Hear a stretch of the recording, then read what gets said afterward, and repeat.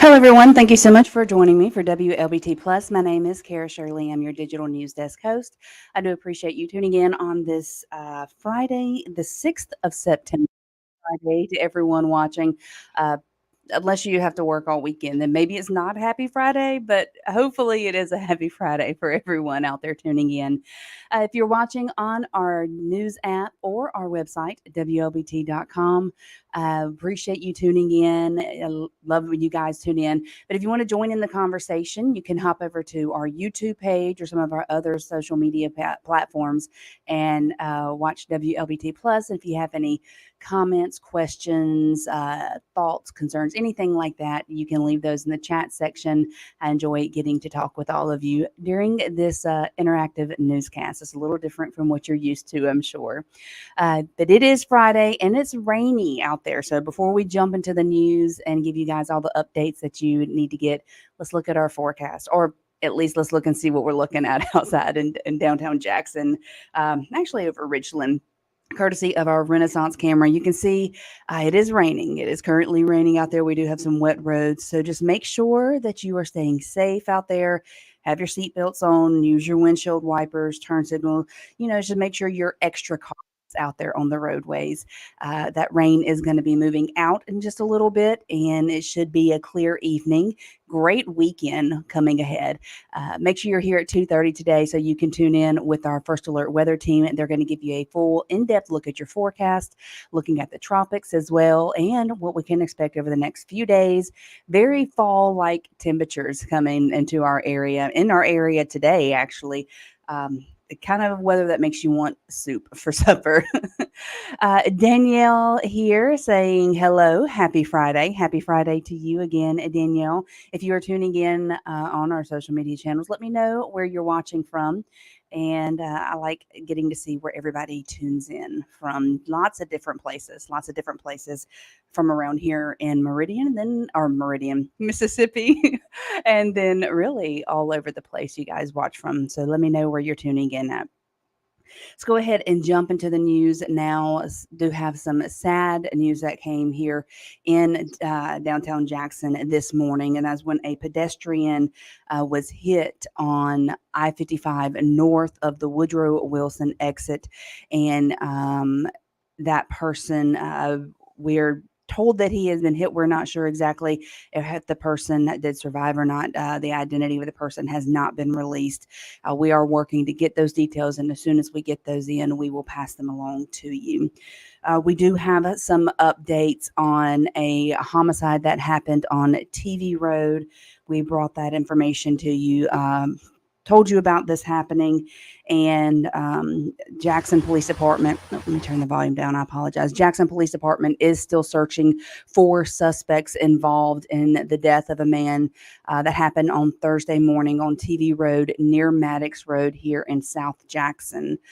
Police say the victim is 28-year-old Kasim Hassan Turner of Utica, who was shot and killed at that location. If you do have any information, you are asked to please contact Jackson Police Department. That phone number is 601-960-1234, or you can contact Crime Stoppers 601-355-TIPS. That is 601-355-8477.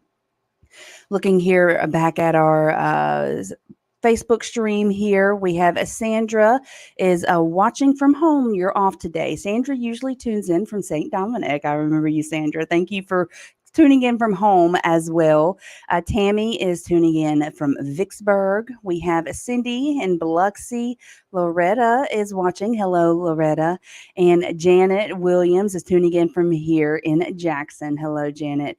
Let's see, we have McGee, Mississippi here. And Amy from McGee says she hopes everyone stays safe on the wet roads. Same to you, Amy. And then Miss Sandra is in Clinton. Do appreciate all of you guys tuning in and letting me know where you're watching from. If you want, you can share this, the newscast, the WLBT Plus, and let everyone else know about it. Maybe they'll start tuning in with you every day. So now we're going to go over to Warren County, where we told you yesterday about there was victims that were suspected of a murder-suicide that happened there. Well, the Warren County Sheriff's Department have now confirmed who the victims are. So let me get that pulled up for you guys right here. So Sheriff Martin Pace says that the victims are 45-year-old Crystal Sanderford and 53-year-old Johnny Dill Jr. Sheriff says that Dill shot and killed Sanderford before he ended up taking his own life. The shooting took place at Sanderford's home on Warriors Trail on Wednesday. And the sheriff says the two were in an on and off again relationship. Investigators have also recovered the gun at the scene. Cause that our thoughts and our prayers are definitely with the family members of all that are involved with that. It's a very sad situation there. Now we come back here to a little closer to home over in Madison County, where state troopers say a man threw his speeding ticket out of his car window after he was pulled over. That ended up leading to his arrest following a chase over in Madison County. So, where's my screen here? Not getting it pulled up. Here we go. So Mississippi Highway Patrol say that Altavius Sims was initially pulled over for speeding on I-55 and not wearing his seatbelt, which you're supposed to wear your seatbelt, right? Turn that volume down. So he was not wearing a seatbelt and got pulled over on I-55. Well, after he was given the ticket, he decided to toss it out of his window as he pulled away. And that is when the state trooper initiated another traffic stop, this time for littering. Well, he did not stop, and he did end up bystanding a car during a roughly 5-mile pursuit. He was eventually taken into custody there on the interstate. Charges are pending for him. Yeah. Danielle here coming to these comments. Danielle said, wow, don't throw your ticket out in front of the cops. If you're going to do that, that is probably not the best time to choose to do that. Probably just be better to, if you get frustrated, want to ball it up and throw it in your passenger floorboard or something. But it's definitely not a good time to do it right there in front of the cops, right? So it was just a simple speeding ticket, not in a seatbelt ticket, and now it is a lot more for him. So I learned from his not great choices there. Don't throw your ticket out, especially out of your window, especially in front of the officer. So that is what happened there with him. But he is taken into custody, and like we said, charges are pending. We'll let you know what happens with that. Rena Major is saying here that he meant to do that. Yeah, it seemed like that would have been a very intentional. Sheila is asking, "Hi Sheila, how you doing?" She's asking how many nights in jail. Not sure, Sheila, how many nights or anything like that. Like I said, the charges are pending, but we're going to continue to follow it, and we will keep you guys updated on what happens with that situation. Now we come back here to Rankin County, where the Rankin County coroner David Ruth has confirmed that an inmate has died at the Central Mississippi Correctional Facility over in Pearl.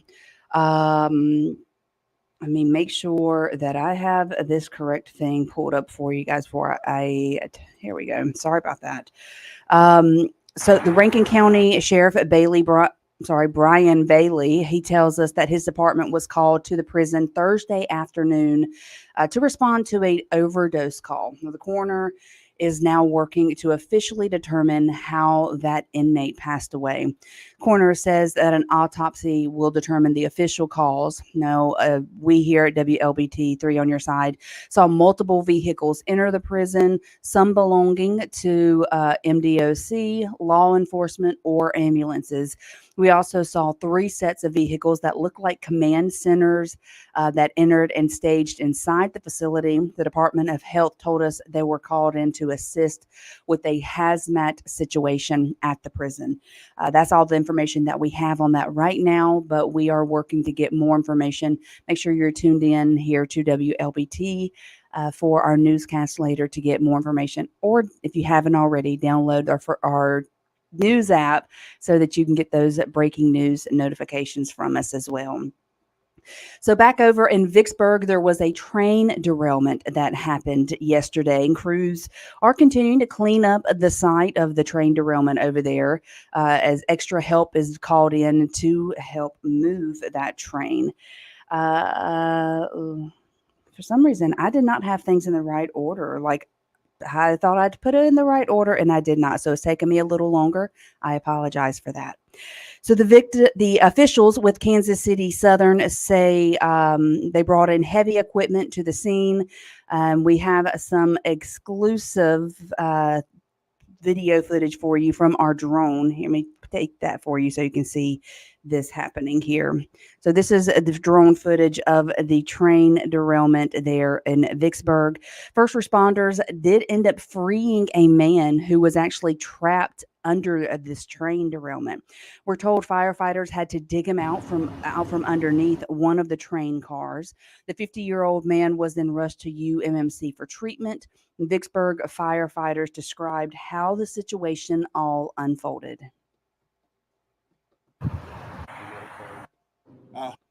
We don't have knowledge of whether he was on the train or whether he was on the tracks or in the area at the time of the derailment. All we know is the workers found him whenever they were investigating the derailment, and they called EMS and called the fire department, police department. So the cause of the train derailment has not yet been determined, but as soon as we get that information, we'll pass it along to you. So we're looking here at your comments. Gwendolyn is asking, how did he get the drugs? Talking about the individual that overdosed in the correctional facility in Pearl. That is not anything that we know right now, but we are working to get that information. And let's see, here we go. Sue says you can get drugs easier in prison than out of prison. I've heard a lot of people say that. And then Sue's also said that she heard that officers were in critical condition at a hospital and 2 inmates died. Is that true? Sue, that is not some information that we have right now that we've been given by officials, but we will check into that. Thank you for asking that question because it helps us know which direction we need to go as far as asking other questions. So we will check into that. Thank you so much. Now let's come here where a gang member has been sentenced to 46 years in federal prison for possession of a firearm by a convicted felon. So let me get him pulled up for you here on the screen. Here he is right here. So he pled guilty to the charge on May 30th, and according to court documents on December 11th of 2023, Yazoo City police officers found Desmond Robinson, that is him on your screen. He's 28 years old, and he's a member of the Vice Lords Street Gang, where they found him in possession of a stolen Springfield 9mm handgun during a traffic stop. He has also been previously convicted of aggravated assault by the Circuit Court of Yazoo City, which prohibited him from possessing a firearm. So he was caught with that firearm and he was sentenced to nearly 4 years in prison. Here back in Jackson, let's talk about the J-Trans strike. I know I've talked about it several times, but I have to ask again, is anybody watching? Have you been affected by the strike with J-Tran? Have you not been able to get to work or to travel throughout the city as you need to for doctor's appointments, grocery stores, whatever that may be? Well, yesterday, Councilman Kenneth Stoke held a press conference and he said that many people are being impacted and this is a situation rather that needs to be solved quickly, which I think we can probably all agree with. So JTRAN and the Amaglatic Transit Union started their strike on Wednesday. Right now, MV Transportation is the company managing the bus company. So workers say they were protesting because of unfair treatment of employees by the company's employee safety and for job security. Well, Councilman Stokes says that he plans to bring an emergency item before the council next Tuesday, and he is asking that the city end its current contract with MV Transportation. I hope some of these council members will vote with me as we try to end this contract because it's not working out. I think the contract's only been into existence for several months. It's not a loan. This is a new company, but it's not working out.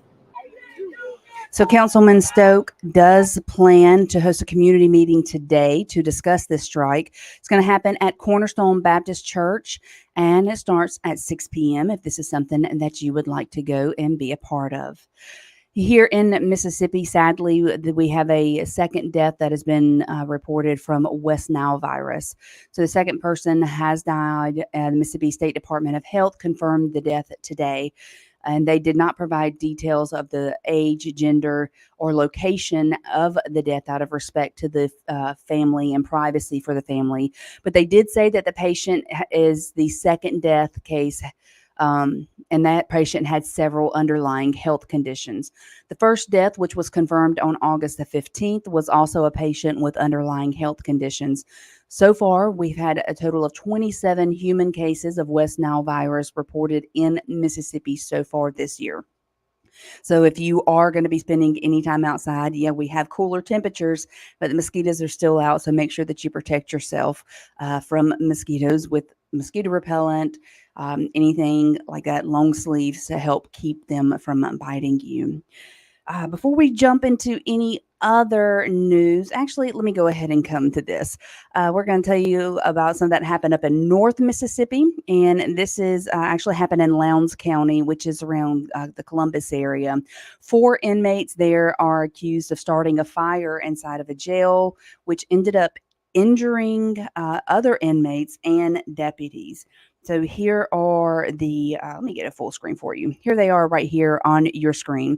So the Lowndes County Sheriff's Office identified the inmates as Dylan Langford, age 25, Joshua Newell, age 39, Terry Brooks, age 43, and Jamar Stallings, age 38. So this fire happened last Friday. It happened inside the Lowndes County Jail. Investigators determined that the fire started in a day room where they ended up finding evidence of a disabled surveillance camera that the sheriff's office, they announced that on Thursday. Shorted wires caused a spark, and then Langford, one of the prisoners, allegedly used that spark to ignite the blaze. It sent 2 inmates and 3 deputies to the hospital for second-degree burns and possible smoke inhalation. All 4 of the inmates are now facing arson charges. Langford also faces destruction of county property and aggravated assault-related charges. Cleanup is continuing at the jail, and the county has yet to determine the destruction value. But hopefully the deputies that were there, the other 2 inmates that were hurt, hopefully they recover quickly and it is nothing too serious for them. Jelly Roll, which I love that name. Gotta love that name there. Says that they are going to get charged with destroying state property, more than likely. More than likely. And Jelly Roll giving some good advice for mosquitoes, saying bounty will help too, along with Vaseline for the mosquitoes. Okay, did not know that. Thank you for that information. Let's look at our forecast real quick before we move on to anything else. And our current temperatures outside are incredibly nice, incredibly nice. Look at that, 68 in Hazelhurst, 76 in Jackson. Forest is sitting at 56. In Yazoo City, 49. I believe they may have not been updated. They stay a little behind on their updates with their temperatures, but I'm pretty sure that the Jackson, Lexington, Meadville, all of those temperatures are correct. We look at our radar. We do have some rain out there. We will have more rain moving in, but hopefully by around 5 or 6 o'clock, it should be tapering off around here. But you can see we have rain down in towards Lincoln County, Franklin County, Copiah County. So if you're out there on the roads experiencing any of this rain, just be safe, be careful. Let's look at our next 12 hours. You can see as we move into those overnight hours, the chance of the rain dramatically drops off. But we're looking at going down into the 60s overnight. And then tomorrow and our next 7 days is looking pretty great. It's going to be a great weekend to spend some time outside. We're mid 80s, low 50s at night. I mean, if this is not the perfect weather to pull out that crock pot for some soup, well, maybe a little cooler will be the perfect weather, but it's a great time to get it started, to get yourself back into the routine of it, I guess. We do have some rain chances picking up later in the week, but not too bad. Temperatures are staying about the same. And don't forget to come back here at 2:30 today to check out our First Alert weather team. They're going to give you that more in-depth forecast, looking at the tropics and looking at farther into next week what we can expect. So make sure you're back for them. Gwendolyn is saying great weather. And yes, Gwendolyn, it is absolutely great weather out there. Even with the rain, I'm looking forward to getting outside and spending some time out there. So let's she says the perfect food for this kind of temperature is neck bones, collard greens, etc. I've never had the neck bone, but I do like the collard greens, so I can totally agree with you on that. Thank you for participating and telling me what you like to eat. I love that. Love that.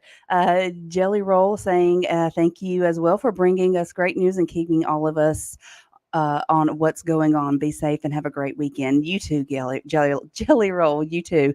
And God bless to you as well. Coming back here into the Jackson area, let's tell you about some frustrations that are happening with the Talia Hall. So art leaders in Jackson are saying they're frustrated with the closure of the hall, and they're asking for better coordination by the city as problems are hopefully resolved. So we told you this week about the Mississippi Symphony Orchestra moving some of their concerts. Well, that's not the only group that has been impacted by this closure. MSO, Ballet Mississippi, Opera Mississippi, and Ballet Magnificat, and Experience Jackson Entertainment joined together. Which to have all of those groups come together is a big deal and a big accomplishment, really. But they joined together for a statement calling for better communication going forward. The letter says that the organizations feel left out of the loop with a lack of tentative time frame for repairs provided by the city, and both ballet companies have also had to move shows. So let's get this for you so you can see this full screen here. So the Opera Mississippi Artistic Director, Jay Dean, issued a statement saying, "It is so disappointing to me when you have a facility that has so many wonderful art events of all types that the city does not seem to put the resources into those facilities to sustain them to the point where they can continue to have a life." With the Broadway shows that come in, if they're not able to come into Talamara Hall here, then there's really nowhere else in the state for them to come to. So it is very vital for not just Jackson area, but the entire state, really, to have this open back up so that we can have these type of events here. So hopefully the city of Jackson is putting a priority in front of Talimara Hall, and we can get that opened up, especially because next month, or actually it's this month, isn't it, that Kevin Hart is supposed to be coming. What's going to be happening with that? Well, we know. Hopefully we'll get updated soon. And when we get those updates in, we will, of course, let you know about it. Before we head out today, let me take you a look over one more time at our sky cameras. Going to look over at Jackson Prep. Still got those cloudy skies out there, but it doesn't look like it's currently raining. You can see some rain, though, some puddles right over here. There's puddles on the ground. I don't know if you can tell those in the screen where you're watching. So there is some rain out there, but we are expecting that rain to be gone before Friday night football starts. So they may have to play on some soggy fields, but at least it won't be raining currently. All right, so that is the end of WLBT Plus today. Don't forget, today at 2:30, get back here to hang out with our First Alert weather team as they give you that in-depth look at your forecast. And if you haven't already, download the First Alert weather app and the WLBT News app. That's going to give you up-to-date location information for you for your forecast, as well as get all the notifications for the breaking news. So we get in here. As soon as we get it in, we get it out to you guys. But that is the end of WLBT Plus today. I will be back Monday at 1 o'clock. I hope you join me then. I hope you have a great and a safe weekend, and I will see you guys later.